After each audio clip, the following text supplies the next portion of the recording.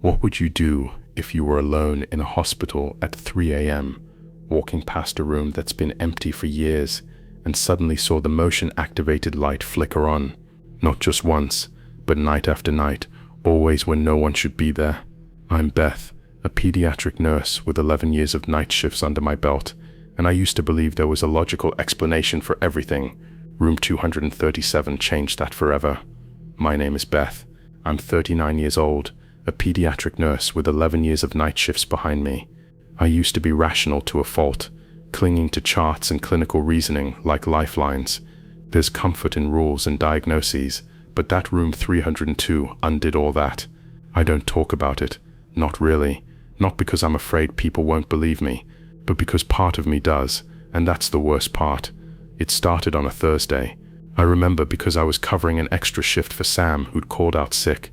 The night was quiet, too quiet for flu season.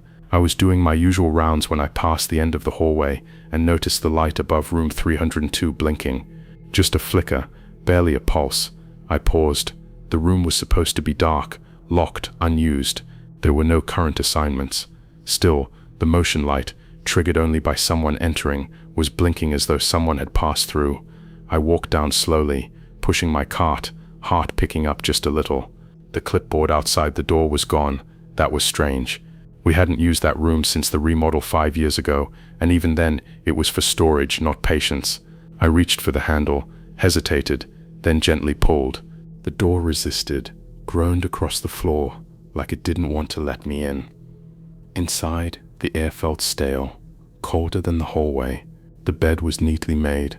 At first glance, everything looked untouched, but something was off. The monitor was plugged in. A fresh chart lay on the table. A stuffed rabbit, clean, white, and unfamiliar, sat on the pillow. I stepped back. I didn't log any of this. I didn't tell anyone.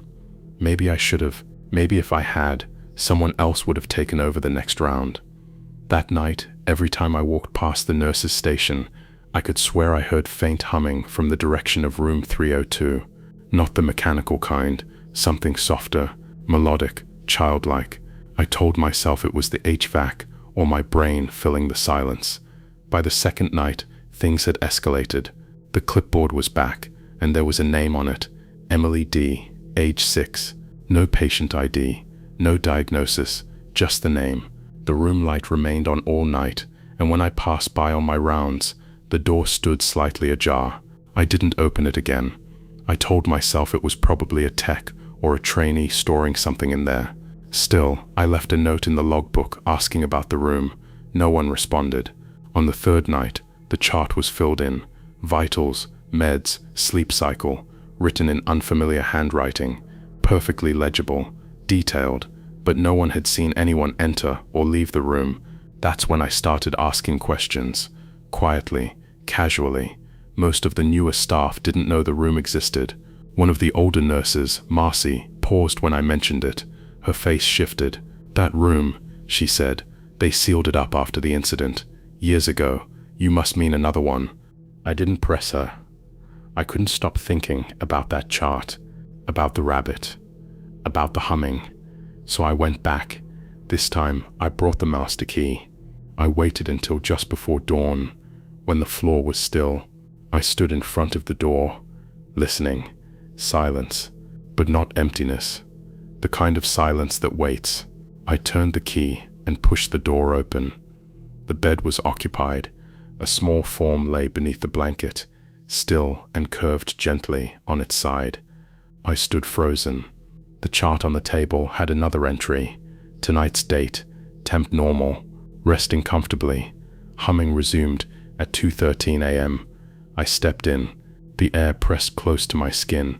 Not cold, just wrong. I approached the bed slowly and pulled the blanket back. There was no one there, but the indent remained. The pillow was still warm. The stuffed rabbit had shifted, now sitting upright, as if recently placed. I backed out, shaking. I pulled the door shut, hard. It scraped loud enough to wake the dead. At the nurse's station, the board showed room 302 as vacant. I didn't sleep after that shift. I sat in my car for nearly an hour, engine running, staring into the morning fog. trying to tell myself it was stress, hallucination. But the warmth of that pillow stayed with me. The outline of a body, the humming, the filled chart. I didn't go back for a week. I called out, said I was sick. When I returned, the clipboard was gone again. The lights stayed off. No one mentioned the room, but I did some digging, quietly, back through the archives. 5 years ago, a 6-year-old girl named Emily D. died in room 302. Respiratory failure following post-op complications. She'd been in isolation for nearly a month. Nurses reported she hummed to herself when scared. Her favorite toy was a white rabbit. One of the last notes in her chart. Asked for her mother. No one came. I sat with that line for a long time. The next night, I walked past the room again. Just once. The door was fully shut. The gap at the bottom glowed faintly, like light was bleeding through from inside. I didn't stop. I put in for a transfer the following week. Pediatrics wasn't for me anymore. I never said why, never told anyone about the humming, or the warmth, or the name that reappeared after years of silence. But sometimes, when the hospital halls fall too quiet and the air gets heavy, I think about room 302, about how some rooms don't stay empty, how silence can hum, how doors can remember the weight of children who were left alone, and I wonder if that rabbit is still sitting there, waiting. In the quiet between night shifts, the lower level breathes like something asleep. It's a different kind of silence down there, not restful, not peaceful, just dense. Room 5 is tucked into the far end of that floor, past the supply closet no one uses, and the ancient vending machine that hums louder than it should. That room hasn't had power since the renovation. The wiring was stripped. The door was locked. Officially, it doesn't exist anymore. But sometimes, only sometimes, there's a light under the door. I'm Jerome, 54, hospital security for 27 years. I've walked every hallway, locked every door, responded to every call button and false alarm this place can cough up. I don't scare easy. But that room, I stopped checking it after the second time. The first time, I told myself it was just a bad fuse. The second time, I saw the chair move. It started a little after New Year's. Night shift. Cold rain hammering the loading dock. One of the nurses on 3 East said she heard voices echoing through the ductwork. Nothing new. Old buildings have old bones. But I did my rounds like usual. Flashlight in hand. Radio on low. When I turned the corner by room 5, I saw the glow, just a sliver of light spilling out under the door. It wasn't bright, just enough to cast a soft outline across the scuffed tiles. The kind of glow a bedside lamp might give off in a patient's room at midnight. Only no one had been in room 5 for at least 8 years. I remember because I'd helped move the last gurney out when we shut that section down. I jiggled the doorknob. Locked. I leaned in close, pressed my ear to the wood. I could hear something. A low, steady hum, too rhythmic for equipment, almost like breathing. I radioed it in. Got static, no surprise. That wing always had bad reception. I left a note for maintenance and moved on. They came down the next day, laughed it off, said the power was cut clean. Maybe the emergency light's acting up, they said. But I know the difference between emergency lighting and something lived in. That light was warm, familiar. It came back again a week later. Same time, same soft glow. This time, the door was cracked open, just a hair, enough to see the corner of the old visitor's chair inside, the one with the torn armrest and rusted wheels, and it was rocking, just once. A slow forward movement, like someone had just stood up and left. I didn't go in, didn't call it in. I just stood there for a moment, heart thudding, like I'd run a flight of stairs, and then walked away. Fast. I started skipping that hallway on my rounds, told myself it was just an electrical fluke, maybe some leftover juice bleeding into the system, but I couldn't explain the rocking, or the perfume. Yeah, that second time, I smelled rosewater, soft, faint, but unmistakable. My mother used to wear rosewater perfume. She died in another hospital years ago. I hadn't thought of that scent in over a decade. The third time was the worst. There'd been a death upstairs, palliative care, older woman, Quiet passing, no family. I was down in the lower wing doing my rounds when I saw it again, that thin slice of light under the door of room 5. But this time, it wasn't steady. It flickered, like candlelight. I should have walked the other way. I don't know what made me do it, but I pulled out my keyring, found the old brass key labeled sub 5, and unlocked the door. It opened smooth, too smooth for a door that hadn't moved in years. Inside, everything was exactly as I remembered. Single bed, plastic mattress, old call button on the wall. The visitor's chair was facing the window. The lamp on the side table was lit, though there was no socket behind it. And sitting on the chair was a photograph, not framed, just an old curling print. I picked it up. It was me, maybe 20 years ago, sitting on a hospital bed next to my mother. She was smiling, holding my hand. I don't remember that photo being taken. I don't remember it ever existing. The scent of rosewater wrapped around me again, stronger this time. I looked up, and the chair was empty. The lamp flickered, then it went dark. I left the room, closed the door gently behind me. I locked it, but as I turned to go, the door handle clicked once, like someone trying it from the inside. I didn't go back. I told my supervisor I wanted to switch floors, took on more loading dock duty, started drinking a little more at home, dreamed of rosewater and that old chair. 2 weeks later, the cleaning staff found a chart folder slid under the door of room 5. There was no record of who left it. The name on the file, Teresa M., my mother. They gave it to me, thinking it was some kind of joke. But when I opened it, it wasn't blank. It had vitals, meds, even notes in handwriting I hadn't seen in years. Hers, the last line read, "Sitting in the light, waiting for Jerome."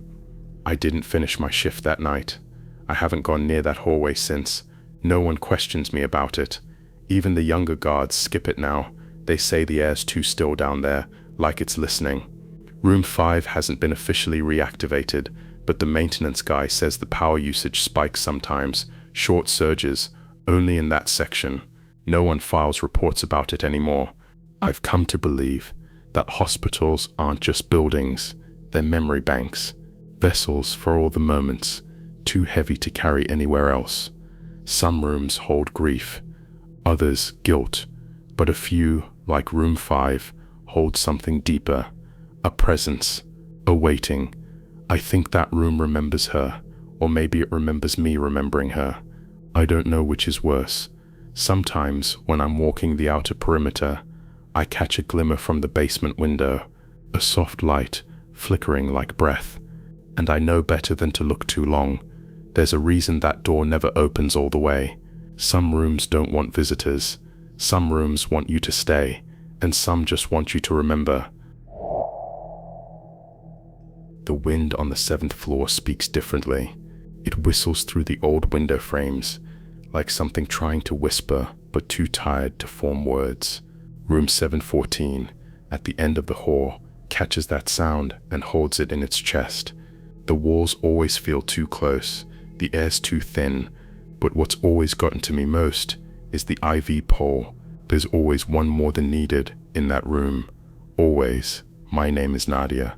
I'm 33, a night nurse. I've been working this floor for 5 years. Enough time to stop jumping at beeping monitors and late night codes. I'm good at my job, or I used to be.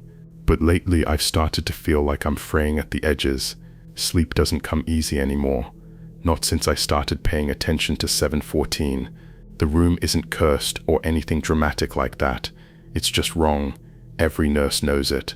No one says it out loud, but when the census is high, we all quietly hope our patient assignments don't include it. If they do, we suck it up and keep moving.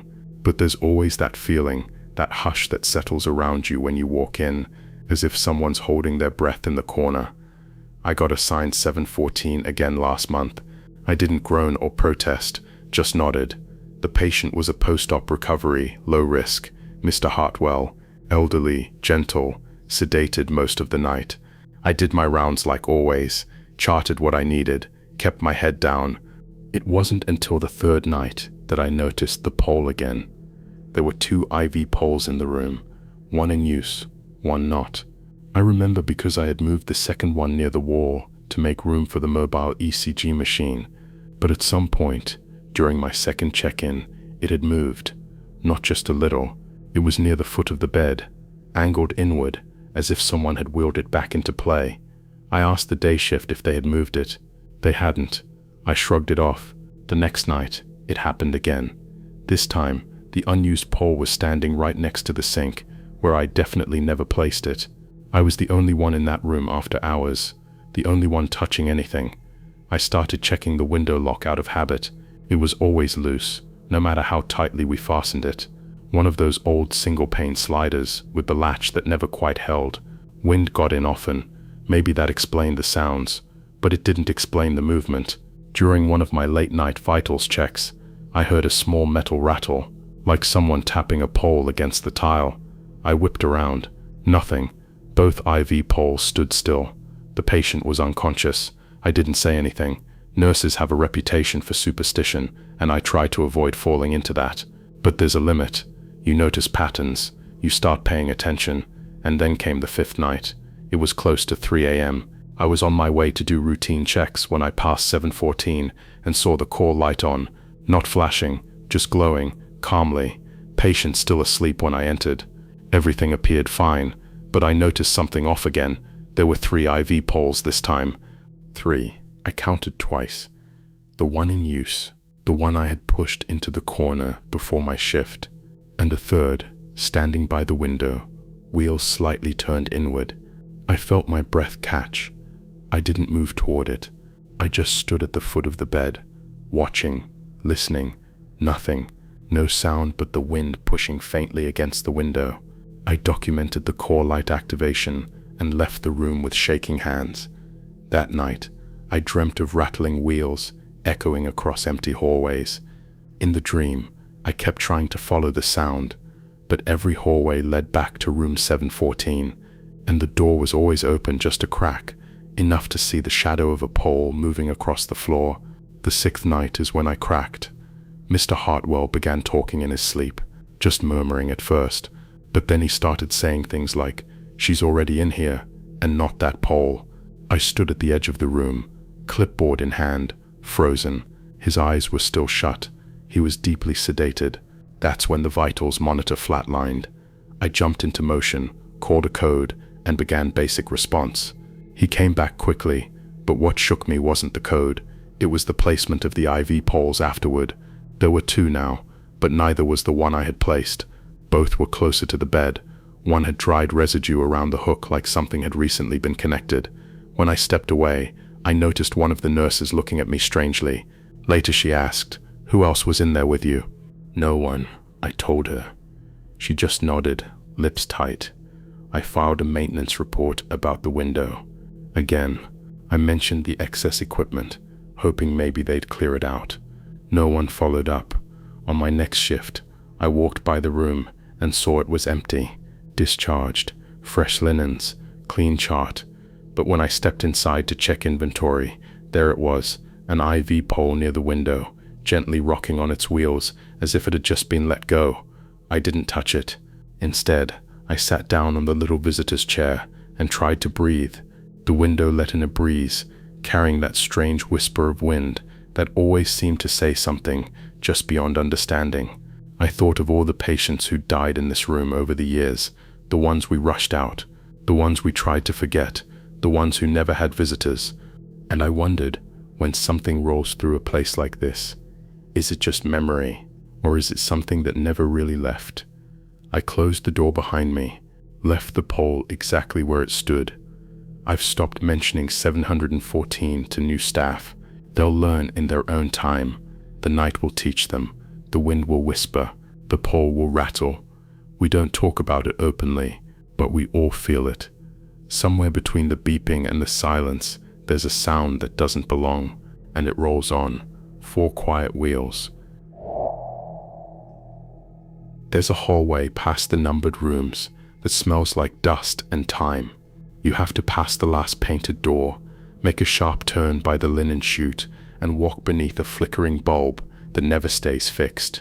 That's where they keep the overflow, when the hospital fills past capacity and there's nowhere else to put the bodies that still breathe. It's not listed on the official map, no room number on the door, just a blank metal plate and a slow hinge that always groans like it's warning you not to enter. I'm Dell, 42, a floating RN. I've worked every wing in this hospital: psych, oncology, general med, trauma. I go where I'm needed, and most of the time, I don't mind. But I've always had a rule: never linger in the overflow room. Clock in, clock out, don't think. That rule worked for years. Until last winter, when we ran out of beds during the RSV surge, and they sent me there for 4 nights in a row. The room was already half lit when I walked in the first night. The overhead fixtures buzzed a low, sickly yellow. There were 2 beds, both unoccupied. One of the monitors blinked like it had been in use just minutes earlier, and someone had left the vitals cable laid out on the sheet, positioned like arms, almost reaching. I remember pausing, blinking slowly, and thinking it looked too intentional. I set up my chart station in the corner, and tried not to notice the scuff marks on the floor that didn't match any of the wheels I'd brought in. I reminded myself that this was just temporary, just one of those things hospitals have to do. We repurpose space all the time, but this room felt used. Not stale, but not fresh either, like it had just exhaled and didn't expect me to walk in. They brought in my patient 30 minutes later, Mr. Tran, early 60s, recovering from pneumonia. Quiet, soft-spoken, stable vitals. He gave me a tired smile when I introduced myself and didn't ask why he was in the overflow room. I wondered if he felt it too, that faint wrongness, the way the light didn't quite reach the corners. The first night passed with no real issue, but just before dawn, Mr. Tran called out softly, "Nurse?" I was at my station, nodding off, and I jumped at the sound. I walked over and found him staring at the empty second bed. Someone was sitting there, he whispered. I glanced at the chair next to the unused bed. It was turned slightly toward him. I hadn't left it like that. "There's no one here," I said, keeping my voice calm. "You were probably dreaming." He nodded, but didn't look convinced. The second night, the air felt different when I entered, thicker, like someone had closed the room off and breathed in it for too long. I brought a plug-in fan from the supply closet, but even with the blades turning, the air didn't move. My charting tablet glitched 3 times before it let me log in. The screen flickered between entries, like it was picking up information I hadn't typed. Mr. Tran was quiet that night. Too quiet. His vitals were fine, but he kept his eyes fixed on the curtain between the beds. I finally asked him if he was feeling okay. "They're back," he said. "Who?" He didn't answer, just rolled onto his side and pulled the blanket to his chin. I checked the unused bed. The sheets were slightly wrinkled. I know what you're thinking. Patients move in their sleep. Nurses lean across beds without realizing. Environmental shifts happen. I told myself the same things, until night 3. Mr. Tran was gone by then, moved to a recovery room upstairs. My new patient was a woman in her 50s, post-op, high anxiety. I didn't even get to finish my intake before she said, "Please don't leave me alone with whoever's in that bed." There was no one in that bed. I turned, expecting to find her hallucinating, disoriented, maybe reacting to meds, but the curtain between the beds was drawn slightly open, just enough to see a foot bare, pale, hanging off the mattress. I moved fast, heart hammering, yanked the curtain back. The bed was empty, but the shape was there, indentation in the pillow. Sheet turned down, footprint just one on the tile below. I didn't tell the charge nurse. What could I say? That an invisible patient was making themselves comfortable, that 2 people had seen someone I hadn't. I sat down and stared at the blank section of wall where a call light should be. There was no call button in the overflow room, no panic switch, just a single wall socket and a light fixture that buzzed. I stayed the whole shift, but I didn't enter that side of the room again.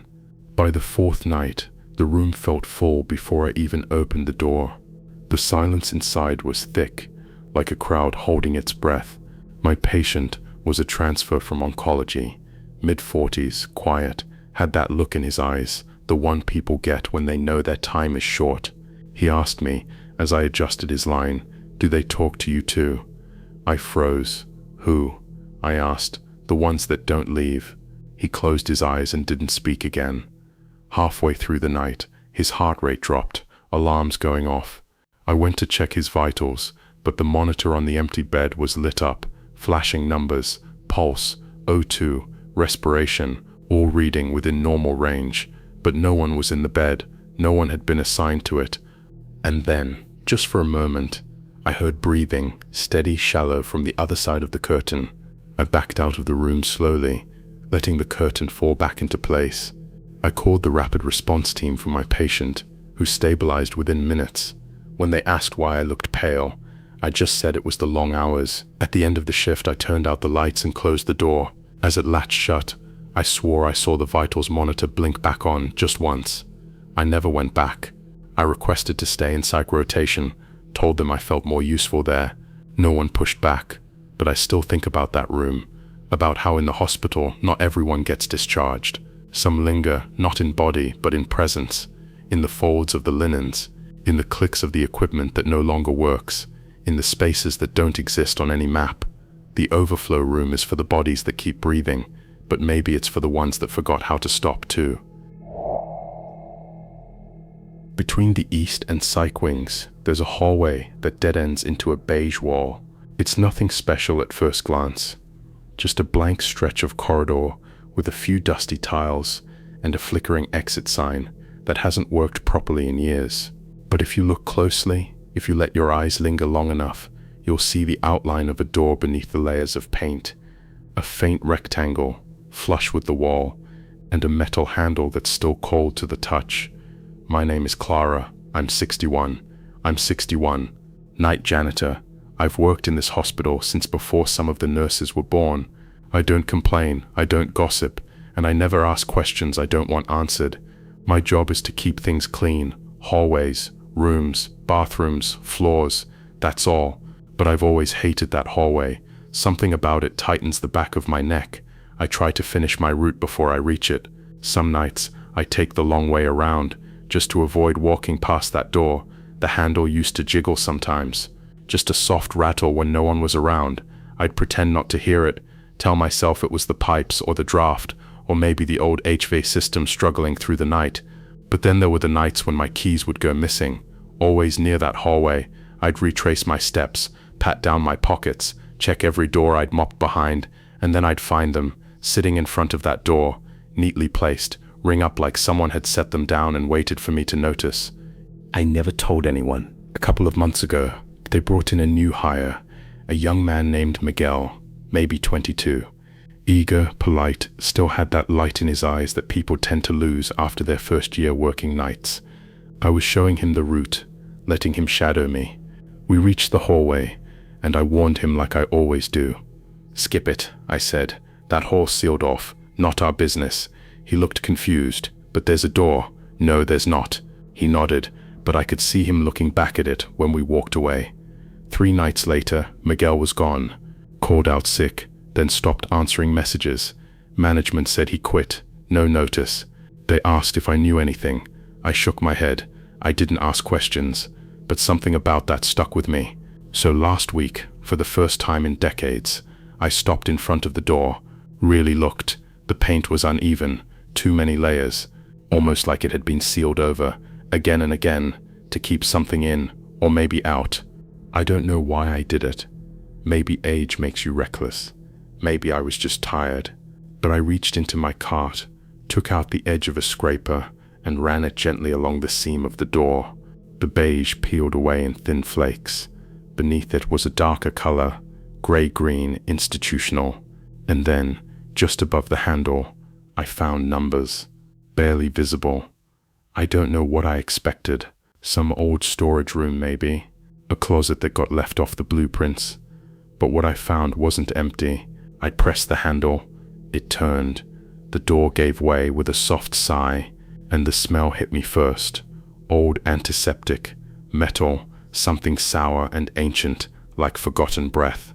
The room was small, no windows, no monitors, just a single hospital bed with restraints hanging off the sides and a cracked vinyl chair facing it. The light above flickered but stayed on, and on the far wall, scratched into the paint, in small jagged letters, were 3 initials, CMG, my initials. I stood there for a long time. I felt the weight of something I didn't understand settle into my chest. I don't remember carving those letters. I don't remember ever being in that room. But as I stepped further in, my legs moved like they recognized the place, like muscle memory was guiding me forward. I sat in the chair, it creaked under me, and then I remembered the screams. Not mine, hers. A girl's. High-pitched, desperate, screaming through the night, while orderlies held her down. I remembered the shape of the bed, the sharp corners of the room. I remembered cold wrists in leather cuffs, and the way the lights would buzz louder when she cried. I remembered being on the other side of that door. I was 12. My mother had brought me here after I wouldn't stop talking to people who weren't there. After I drew symbols on the walls with chalk and refused to sleep indoors, they put me in observation. For months, alone. I thought it was a dream, a lie I'd told myself to explain the empty spaces in my memory. But sitting in that chair, in that forgotten room, it all came back with a cold, quiet flood. The way the nurses never made eye contact, the nights without blankets, the voice in the vent that whispered my name until I whispered back, Clara, still here, still here. I stood up quickly, heart hammering in my chest. The air in the room had shifted, colder now, pressed in around me like hands on my shoulders. I didn't look at the bed again. I closed the door behind me and scraped the paint back over the number until it disappeared. I walked away and didn't return for the rest of my shift. No one noticed, no one asked. That hallway stays empty now. Even the psych staff take the long route. When I clean the floors nearby, I keep my earbuds in, music turned up, eyes on the mop. But some nights, when I'm walking that stretch just before dawn, I feel it again, the pressure of a memory that was never really buried, a silence that watches, a whisper through the vent that sounds too much like my own voice. Clara, still here. I've learned something about hospitals over the years. Some rooms heal, some hold, and some are meant to be forgotten, but they never forget you.